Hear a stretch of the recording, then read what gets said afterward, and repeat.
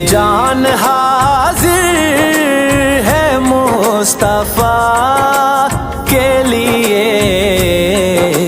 अपने कदमों प्यारे कदमों से लिपट कर मुझे मर जाने दे।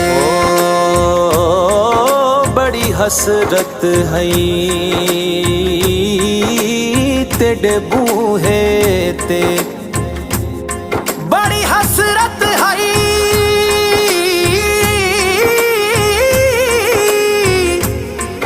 बड़ी हसरत है तेरे बूहे ते। मत्था टेकदा टेकदा मर जावा,